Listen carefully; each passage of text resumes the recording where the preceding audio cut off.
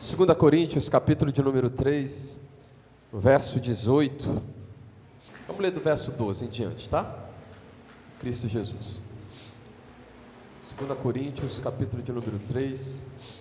Bem, podemos ler? Diz assim, ó. Tendo, pois, tal esperança, servimos-nos de muita ousadia no falar. E não somos como Moisés, que punha o véu sobre a face, para que os filhos de Israel não atentassem na terminação do que se desvanecia. Mas os sentidos deles se embotaram, pois até ao dia de hoje, quando fazem a leitura da antiga aliança, o mesmo véu permanece, não lhe sendo revelado que em Cristo é removido. Mas até hoje, quando é lido Moisés, o véu está posto sobre o coração deles. Quando, porém, eles se convertem ao Senhor, o véu é retirado. Ora, o Senhor é o Espírito.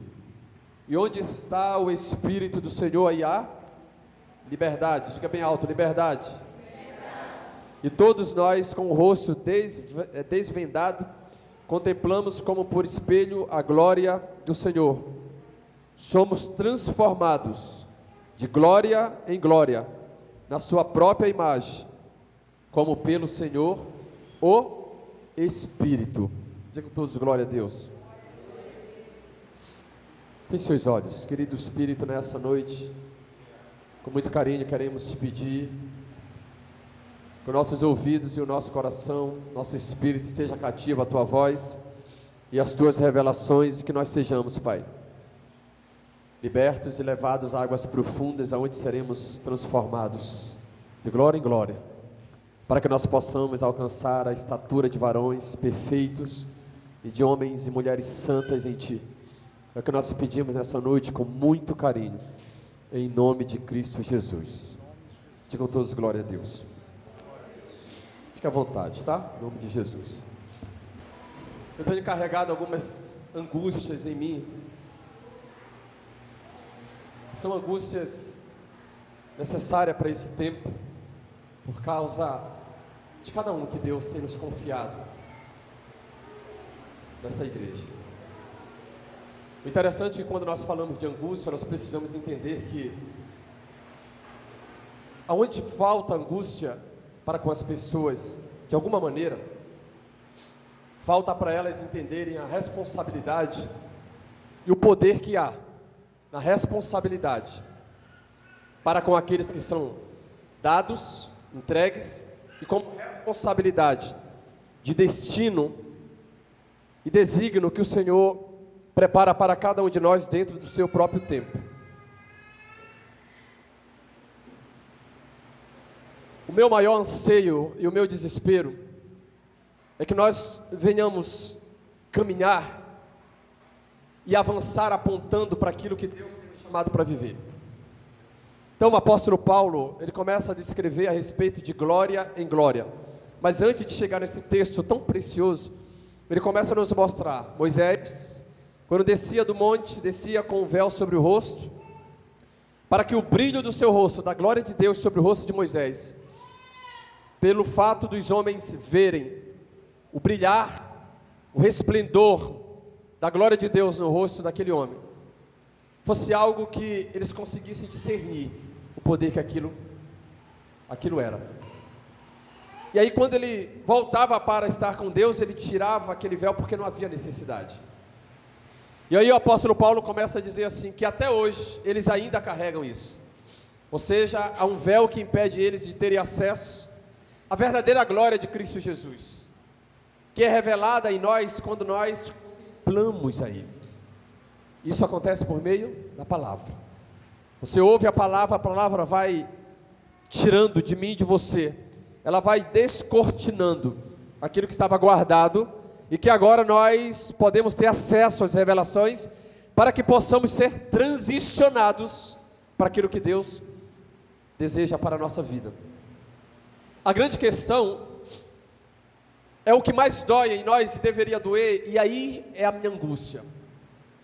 Nós temos resistido a Deus, quando Ele deseja nos apontar e nos transicionar para algo tão rápido, e nós começamos a andar com passos lentos, tardios, vagarosos, esquecendo que há uma responsabilidade muito grande em mim e você pela aceleração do reino. Há uma responsabilidade tão grande em mim e você de poder dizer sim para aquilo que o Senhor está te convidando, para que você avance com responsabilidade pessoal, minha e sua. Nós somos responsáveis por isso. Nós somos responsáveis por entender que o Senhor tem feito de tudo o que é necessário para que nós venhamos, assim como Ezequiel fala a respeito das profundezas, das profundidades, das medições que acontecem na caminhada do homem, ou seja, primeiro as águas nos tornozelos, depois nos joelhos, depois na cintura, no tronco. Chega uma hora que você já não consegue mais atravessar o rio aos pés, precisa ser a nado. Chega uma hora que as águas são tão profundas que elas começam a submergir a mim, a você. É justamente as revelações do Espírito que agora já está nos cobrindo. Há uma dificuldade de caminharmos, porque essas águas são tão profundas, o nível de revelação é profundo, e agora algo precisa mudar em nós. Não pense em você, que aquilo que você tinha como capacidade de suportar, quando as águas estavam nos tornozelos, são as mesmas que você ainda vai precisar carregar, agora quando as águas estão a nível do rosto, da cabeça, não há mais. Enquanto o Senhor está nos transicionando a águas profundas, precisamos ter características, decisões e entrega de profundezas. Às vezes nós resistimos quando Deus está nos acelerando, nos chamando, nos convidando para ir a águas profundas, e nós começamos a ter essa resistência em nós, tentando resistir à primeira transformação, que quando o apóstolo Paulo diz transformai-vos de glória em glória, a palavra transformação ali é a mesma palavra usada em Romanos capítulo de número 12, a partir do verso 1 e 2, quando ele diz, não vos conformeis com este século, mas transformai-vos pela renovação da vossa mente. Transformai-vos é metamorfo, essa palavra no grego significa metamorfose, é aquilo que acontece com a lagarta para a borboleta, é a mesma metamorfose, é aquela mudança radical, que faz com que aquele casulo ao se abrir, a partir de agora você veja um ser totalmente transformado, modificado. Precisa acontecer em nós. O Evangelho tem esse poder, e tem essa característica para manifestar em nós, transformação. Estamos carregando sobre nós a ausência disso. Não é porque Deus não está nos acelerando e nos transformando, é porque todas as vezes que o Senhor estende as mãos, nós estamos resistindo ao Senhor, porque ainda acreditamos que não é hora de sermos transformados. Mas a transformação quem decide não é eu e você quando estamos prontos. O que decidimos é, Senhor, eis-me aqui. Eu desejo a transformação, eu desejo a metamorfose que o Senhor deseja para a minha vida. Você só receberá coisas grandes de Deus, que Ele deseja para esse tempo, quando Ele encontrar você um coração a quem Ele possa confiar, para entregar coisas maiores. E para isso, eu preciso entregar. Resistimos ao Senhor. Por que nós percebemos as características em nós, que muitas das vezes você olha para si mesmo e percebe, parece que as coisas não estão sendo transformadas. Continuamos carregando algumas características e atitudes de como era antes, de 30 anos, de 20 anos, de 10 anos, de 5 anos, de alguns meses atrás, e nós temos dificuldade de nos entregarmos de verdade, e reconhecemos, Senhor, a bipolaridade, os sentimentos, os desejos, Senhor, os medos, os traumas, as frustrações. Eu preciso entregar isso para Ti, eu preciso entregar isso para Deus. Dizer, Deus, eu não quero que isso faça parte da minha vida, eu não quero que isso faça parte desse relacionamento entre o Senhor e mim, e eu, que é necessário para que eu possa avançar, para que eu possa andar, para que eu possa dar passos até alcançar aquilo que o Senhor tem para a minha vida diariamente. Nós vamos resistindo a Deus. Tenho sentido uma angústia porque eu tenho visto uma geração que resiste a Deus. Eu estou falando de nós aqui dentro, começando por mim. Uma geração que tem dificuldade de se entregar ao Senhor com medo que Ele faça mal a mim, a você. Deus não vai nos fazer mal. Deus não vai nos ferir, Deus não vai nos machucar, Deus não vai nos tratar como os seres humanos tratam, como os homens tratam. Deus, pelo contrário, Ele quer nos levar a conhecermos de verdade, a olharmos no espelho, e não apenas mais termos a imagem que desaparece, mas termos a imagem do próprio Cordeiro, e reconhecermos que a imagem e semelhança dele em nós precisa ser uma realidade constante, todos os dias. Lá em Colossenses, daqui a pouco nós vamos ler, vai dizer: aquele que minta, pare de mentir. Em Colossenses, o apóstolo Paulo vai falar a respeito dessa transformação, dessa mudança que é necessário em nós para que nós possamos reconhecer o que caracteriza se nós estamos parecendo-nos com Cristo. As chamas, as lágrimas, o desejo, os batismos, a angústia, o sofrimento, a posição que temos em relação ao Senhor, o amor que temos para com o outro, que vai além daquilo que nós acreditamos. Temos dificuldade de passar por cima de nós mesmos, porque queremos carregar as marcas que um dia foram implantadas em nosso espírito. Se nós não estamos dispostos a abrir mão do evangelho paralelo, o evangelho que não vem de Cristo, o evangelho que não transforma, o evangelho que não se parece com Ele, que não tem marcas como o evangelho que Ele anunciou, que não nos traz, não nos faz voltar ao arrependimento, é porque talvez esse evangelho não seja de Cristo Jesus. Há um preço muito alto. Se o Senhor é o Senhor da obra, Ele cuida da obra, Ele se responsabiliza da obra. E se o Senhor é o Senhor da minha e da sua vida, Ele se responsabiliza por mim e por você. E por que ainda carregamos esse medo? Esse sentimento de que se eu me entrego a Deus, talvez Deus fará algo que eu acredite que ainda não é hora de eu receber sobre a minha vida. Lembre-se sempre, antes de Deus entregar qualquer coisa a você, seja bem material, seja um ministério, um propósito, alguma coisa que você almeja ou deseja, Deus primeiro vai entregar a você aquilo que tem o poder de sustentar tudo isso sobre a sua vida. Porque se Deus entrega o ministério a você e você não tem estrutura, você mata pessoas. Se Deus entrega uma unção a você e você não tem estrutura para lidar com essa unção, você mata a sua própria vida e vida de pessoas. Você se leva a uma mentira que você começa a acreditar que ela é verdade.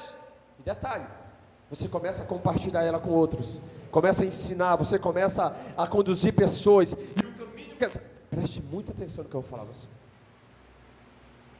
Eu falei quarta-feira que pregar é algo que? Perigoso, muito perigoso, que pessoas responderão pela pregação delas. Tudo que você prega a outros, Deus cobrará de você a sua pregação. O caminho que você conduz as pessoas, Deus cobrará de mim e de você por esse caminho que as pessoas estão sendo conduzidas. As pessoas acham que servir a obra de Cristo, servir ao reino de Deus, é simplesmente começar a conduzir pessoas. Conduzir pessoas está longe de ser simplesmente a obra de Deus, porque a obra do Senhor é você inserir nas pessoas o próprio Cristo Jesus. Mas antes de inserirmos nas pessoas Jesus, primeiro Ele precisa ser uma realidade em nós. E como é que eu sei que Jesus é uma realidade dentro do meu espírito? Quando há características do próprio Deus em mim, a minha forma de agir, minha forma de pensar, minha forma de lidar, os meus interesses. Qual era o maior interesse de Cristo Jesus na terra? Durante 3 anos e meio, o que mais você via ou ouve na palavra Jesus falar? O Pai. O desejo dele era que a realidade, era que aquilo que ele veio cumprir sobre a terra, a vontade do Pai, fosse manifesta na terra. Enquanto isso, os mestres da lei, os doutores da lei, os fariseus, os saduceus, os herodianos estavam loucos, desesperados, porque eles desejavam que Jesus caminhasse como eles sempre caminharam. Até que chega um momento que Jesus começa a trazer uma pregação tão poderosa como toda a palavra que ele anuncia, e aí de repente as multidões olham e dizem assim: ele não prega, ele não fala, a mensagem dele não é como a dos fariseus, ela tem autoridade, ele fala como quem tem autoridade daquilo que ele está falando. Os fariseus só repetiam, eles anunciavam aquilo que nem sequer viviam, ou seja, não havia realidade de Cristo neles. A realidade de Deus não era dentro deles uma verdade ao ponto deles entenderem uma coisa: aonde há necessidade de mudança em mim? Aonde há? Onde há essa necessidade? Porque senão nós estaremos repetindo coisas, repetindo mensagem, repetindo o que alguém fala, a gente ouve aquilo e aí a gente quer pregar o que alguém já pregou, a gente não consegue receber direto do Senhor revelações que Ele deseja nos entregar, nós não desejamos ter uma mensagem que traga para um tempo ou para a igreja aquilo que é a vontade de Deus, começamos a querer compartilhar mensagens que não se encaixam dentro daquilo que é a vontade de Deus. Você está dentro de uma vontade, a mensagem para mim, para você, é a mensagem que se encaixa com a vontade de Deus para você, para esse tempo, ela não pode ser diferente, porque nós estamos treinados e estruturados em uma outra dimensão. A angústia no meu espírito é para não fugir da mensagem, a angústia no meu espírito é para não anunciar a você algo diferente daquilo que Deus está nos transicionando. Eu preciso anunciar a você aquilo que o Senhor está liberando nesse tempo. Sobre nós existe uma dimensão aberta, uma dimensão de estruturação, de restauração. Isso me angustia demais. Porque o meu desejo não é que nós venhamos ficar 20 anos aqui dentro, 10 anos aqui dentro, e depois de 10 anos, o que vai haver em nós é inchaço.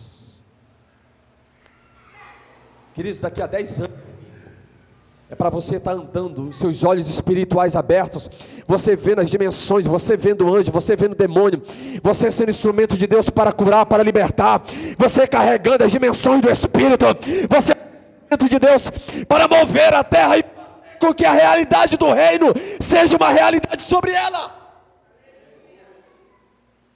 Mas para isso Deus vai estruturando você.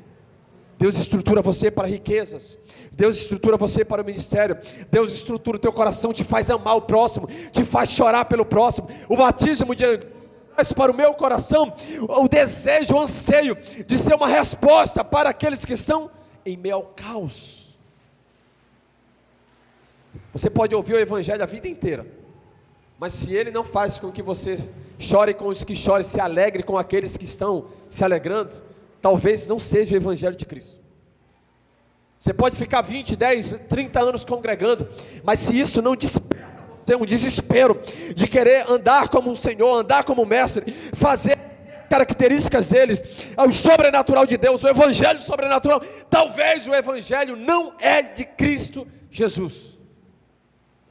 E é isso que nós precisamos nos posicionar a viver, debaixo de um evangelho, de uma operação do próprio Deus, que nos faça ser transicionados. Segunda-feira passada, conferência, estava participando dessa conferência, o Senhor chegava lá para adorar a Deus, começava o louvor e fechava o olho, abria-se visões extraordinárias, e o Senhor mostrando tudo que estava acontecendo sobre o altar, sobre a igreja. Olhando aquilo, Deus, eu quero só adorar um pouquinho, não dava, as revelações, os acessos de visões estavam abertos de tal maneira, o Senhor ia mostrando tudo uma em cima da outra, tudo, e as coisas acontecendo, olhando tudo aquilo que Deus estava fazendo. O Senhor me mostrou algo, isso dói. No meio da ministração, eu vi algumas coisas que as pessoas estavam fazendo, o Senhor disse: está vendo? Está vendo o fruto que a sua geração está colhendo agora? Uma geração interesseira, uma geração que coloca toda a expectativa sobre alguém, e ela esquece que ninguém recebe nada se do céu não lhe for dado. Eu vi aquelas pessoas desesperadas correndo para receber algo, e o Senhor falando: essa é a geração, não se mova de onde você está, continue você e a sua esposa onde você está, não saia daí. Uma geração que perdeu a essência de entender algo. A liberação de Deus, queridos, que jamais será entregue a mim e a você, enquanto o nosso coração não for restaurado. Você pode receber de alguém o que for, Deus primeiro estrutura teu coração, restaura teu coração, muda o seu coração, para que você consiga suportar e lidar com aquilo. Nós somos uma geração que nós esquecemos que há homens poderosos levantados por Deus, que eles aceleram o nosso ministério, o desígnio que eles carregam se une ao desígnio pela qual o Senhor está nos chamando, e aquilo nos faz avançar, nos faz ser acelerados. Mas há uma geração que ela já não se move mais por desígnio, ela se move por interesse. Há uma geração que ela não entende mais que o nosso desígnio precisa ser acelerado para que nós venhamos ter vida com Deus, tempo com Deus, mergulharmos aos pés de Cristo, buscarmos a Ele, nos santificarmos, abrirmos mão de quem somos, abrir mão das nossas próprias vontades, abrir mão daquilo que você olha e talvez pense assim, eu sou assim, não, você não é assim. Há algo de Deus para você, algo de Deus para mim. Hoje você me vê tratar você com amor, chamar você de filho. Você não sabe o quanto que Deus teve que me libertar para mim chegar a esse nível de olhar para você e não olhar pelo que você tem, mas pelo que você é e aquilo que Deus tem como propósito para a sua vida. Eu estou mais preocupado com isso do que qualquer outra coisa. Esse é o anseio do meu espírito, é ver você avançar em Deus, crescer em Deus. Por isso que eu não tenho preocupação, mas essa pessoa vai se tornar... O meu anseio é que ela se torne tão grande em Deus, mas que não caia, mas que não se perca. Aí quando chega na sua vez, por que essa resistência? Não, porque o evangelho não é de sofrimento. Você não sabe o quanto que eu já sofri para receber de Deus aquilo que Ele tem para a minha vida. As dores, as noites acordadas, os sofrimentos, a falta de dinheiro, as angústias, os confrontos com demônios. Já enfrentei demônios que eu já enfrentei, queridos, um dos piores, não no sentido de tronos, mas de espíritos caídos, espíritos malignos, que é o da ansiedade, a depressão. Você não tem noção disso aí. Eu nunca tive depressão, mas um dia o Senhor me deu uma oportunidade. O próprio Deus falou comigo e disse assim: você vai enfrentar agora um espírito que atua sobre o mundo. Eu fiquei desesperado com aquilo, quando eu vi aquela opressão de depressão, era tão assustadora. Eu dizia: Deus, o que está acontecendo? Para você saber como lida com esse tipo de espírito. É algo assustador, porque não se move de fora para dentro, é algo de dentro para fora. Tuas decisões, tuas vontades, teus desejos, teus sentimentos, todos eles começam a ser roubados. Você começa a ver tudo aquilo sendo arrancado de dentro de você, que você não consegue sequer pensar.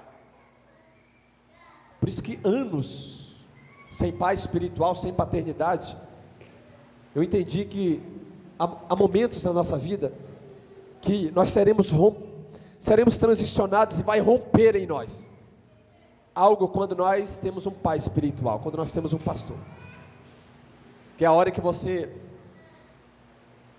realmente abre o seu coração para ser transformado, lapidado e restaurado por Deus. Eu vou ensinar a você algo. Jesus, Ele multiplicava e multiplica pães e peixes, multiplica pães e peixes, de glória a Deus. Ele ressuscita o morto, diga glória a Deus. Ele cura o leproso, diga glória a Deus. Jesus é aquele que faz sinais, prodígios, maravilhas, milagres extraordinários. Ele é aquele que liberta o cativo, Ele é aquele que sara, é aquele que transforma, é aquele que... Mas tem um detalhe: Jesus também é aquele que, mesmo tendo toda a autoridade e poder nos céus, na terra e debaixo da terra, Ele se permite ser servido pelo que está na vida das pessoas. A Bíblia nos mostra que Jesus caminhava, e a Bíblia diz, e mulheres de alta posição sustentavam seu ministério com as suas posses, com as suas riquezas. Você sabe qual é o maior inimigo do ministério de um homem e de uma mulher? O orgulho. Nós precisamos ser tratados do orgulho. Ezequiel capítulo de número 28, diz algo extraordinário. Quero que você guarde algo no seu coração. Uma dessas madrugadas eu estava com o Senhor. Aliás, não foi numa madrugada não. Na quinta-feira, a pastora Gia estava aqui para oração. Eu estava sentado com o Senhor. O Senhor disse: vá para Ezequiel, leia Ezequiel. Leia Ezequiel. Eu fui ler Ezequiel capítulo de número 28, onde nos fala a respeito da queda de Lúcifer. Ouça bem, no versículo 11, veio a minha...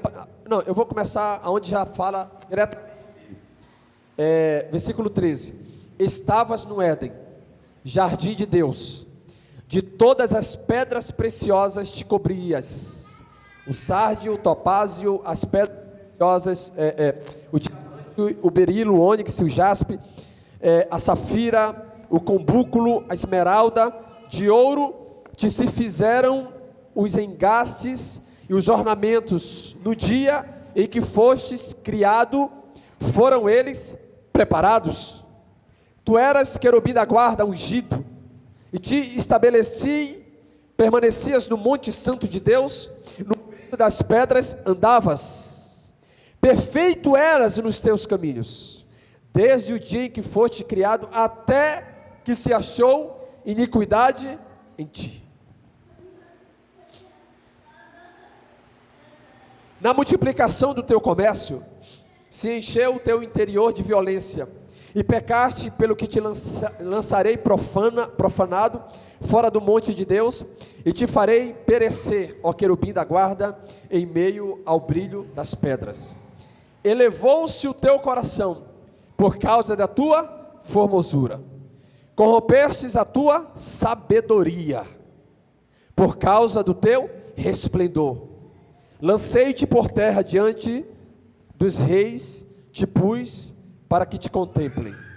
Pela multidão das tuas iniquidades, pela injustiça do teu comércio, profanastes os teus santuários. Eu, pois, fiz sair do meio de ti um fogo que te consumiu, e te reduziu a cinzas sobre a terra, aos olhos de todos os que te contemplam.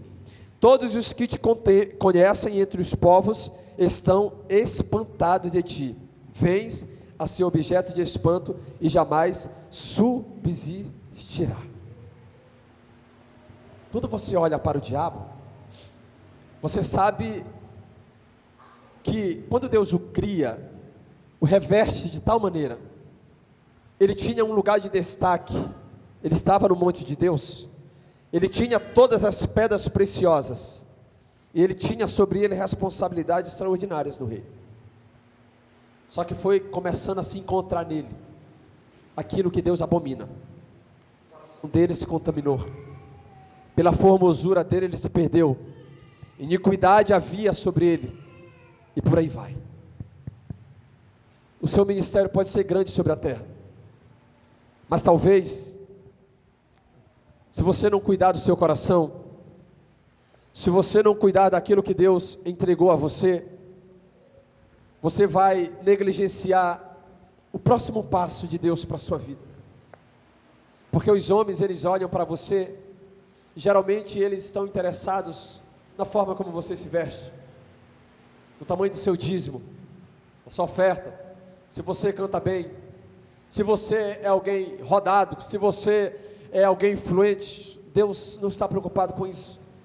O Senhor, Ele olha para dentro do seu coração, e as raízes que estão lá dentro, elas precisam ser arrancadas de nós, porque é elas que nos impedem de avançar no propósito de Deus, é elas que nos impedem de justamente recebermos de Deus aquilo que Ele deseja para a nossa vida. E o Senhor, Ele não vai negligenciar, queridos, o que é do reino, por causa de mim e de você. Se nós não queremos, Deus levanta alguém. Se nós nos posicionamos e resistimos aquilo que Deus deseja para a nossa vida, Deus encontra alguém que está disposto a carregar sobre si um coração humilde. Colossenses, capítulo de número 3,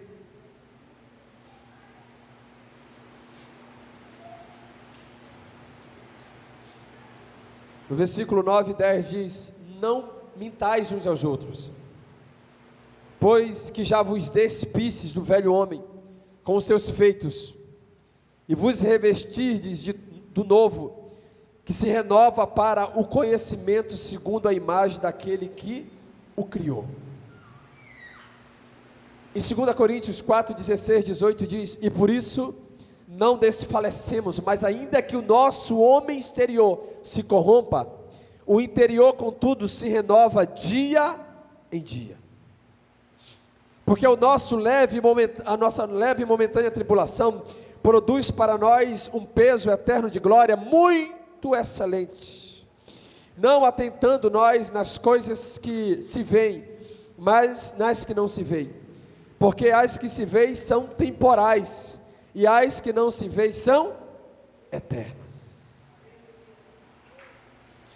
Existem algumas promessas no reino, algumas delas são pessoais, outras só com a eclesia, só com a igreja. Algumas promessas não serão liberadas para mim e para você, porque elas pertencem à noiva do Cordeiro, de glória a Deus. Algumas são suas. Por exemplo, em Atos capítulo de número 9, no verso 16, o Senhor fala a respeito de Paulo: ele para mim, olha o que diz, Atos 9, 16, eu lhes mostrei quanto deve padecer pelo meu nome. Para quem era essa palavra? Para Paulo. Em Mateus 4,19, a promessa também era para algumas pessoas, e disse-lhes: vinde após mim, e eu vos farei pescadores de homens. Agora, em Mateus 16,18, já muda, já não é uma promessa para uma pessoa, é uma promessa para a noiva. E também eu te digo que tu és Pedro, e sobre esta pedra edificarei a minha igreja, e as portas do inferno não prevalecerão contra ela. A igreja, você reunido, as portas do inferno não podem prevalecer contra a igreja de Cristo Jesus, mas para isso é necessário ser igreja. Às vezes queremos viver por conta própria, não, é por isso que o diabo investe tanto nas pessoas viverem sem igreja, porque as portas do inferno não prevalecem contra a igreja, não é contra uma pessoa. Tem pessoas dizendo assim: as portas do inferno não prevalecem contra a igreja, eu não faço parte da igreja e estou guardado. Não está, é para a igreja do Cordeiro, é para a igreja de Jesus que as portas do inferno não prevalecerão. Mas contra uma pessoa sem igreja, sem corpo, ela anda sozinha, ela tem as suas próprias decisões, as suas próprias vontades, anda da sua maneira, do seu jeito, do seu querer, ela faz o que ela acredita que é certo, ela acredita nos seus ideais, ela não está livre das portas do inferno. Não é só uma, são várias. Em Mateus capítulo de número 28, a Bíblia nos mostra uma promessa gigantesca, poderosa. No versículo 18 diz: e chegando-se Jesus, isso é uma promessa para a igreja, e chegando-se Jesus falou-lhes dizendo: e me é dado todo o poder no céu e na terra, portanto ide, ensinai todas as nações, batizando-os em nome do Pai, do Filho e do Espírito Santo, e ensinando-os a guardar todas as coisas que lhes tenho mandado, e eis que estou convosco, igreja, todos os dias até a consumação dos séculos. E amém. Você percebe a diferença que há em promessas? Para ser pescador de homens, pessoas. Para padecer e sofrer por amor ao Evangelho, pessoa. Para resistir às portas do inferno e não ser subjugada por elas e vencidas, igreja. Para carregar o Evangelho e ensinar sobre todas as nações, e o Senhor estará convosco, igreja. E aí às vezes queremos viver fora do relacionamento da eclesia, da igreja, do corpo de Cristo, e por isso que muitas promessas não se cumprem, porque nós começamos a andar sem ela, e ainda tem um agravante, um detalhe: o pior é aqueles que dividem a noiva. Esses automaticamente matam todas as promessas para eles. Porque a promessa de Cristo, ela precisa ser entendida como uma promessa pessoal que Deus tem para você, e uma promessa que Deus tem para a noiva, para a igreja. Quando você consegue fazer com que essa junção da promessa pessoal com a promessa da igreja esteja alinhada, prepare-se, porque você será mas tão reconhecido nos céus, que você carregará sobre si as marcas de Cristo, os seus pés andarão, você conseguirá guardar os desígnios dos seus filhos, da sua casa, da sua família, a sua oração, como diz em Apocalipse capítulo de número 8, verso 3, estarão diante do altar, do trono de Deus, e Ele saberá e reconhecerá a oração de cada um, por causa do legado, e por causa do testemunho que você tem. Igreja, desígnio, não tente andar e viver fora disso, não tente ou receba sobre você todo o ensino que vem contrário àquilo que é a vontade de Deus, que nos separa da igreja, nos separa da restauração, da transformação. Ou seja, o diabo fazia parte daquele que carregava uma responsabilidade diante do lugar, a Bíblia vai chamar do Monte Santo, mas de repente foi encontrado nele iniquidade, de repente foi encontrado nele um coração corrompido, um coração que carregava maldade, e a multiplicação disso fez com que o Senhor o lançasse para fora. É tempo de nós sermos e nos permitirmos sermos transformados por Deus. É tempo do perdão ser parte da nossa vida. Não dá para brincar. É tempo de você entender que talvez o mal que você deseja a alguém, ele só está sendo um desejo em você, porque ele está aí dentro. Olhe para Jesus, queridos. Imagine o que é você andar com aquele que vai te trair, e ainda assim, você cuidar dele. Jesus alimentava Judas, Jesus dava a Judas aonde dormir, Jesus permitia Judas fazer parte da sua intimidade, do seu relacionamento. Jesus tratava Judas como tratava todos os demais, mesmo sabendo que ele seria o traidor. E às vezes nós queremos andar de maneira diferente, e achamos que pelo fato de um dia termos estendidos, levantado as mãos, aceitado Jesus, agora nós estamos salvos. Não caia nessa mentira do diabo. Uma vez salvo, sempre salvo. Não existe isso, queridos.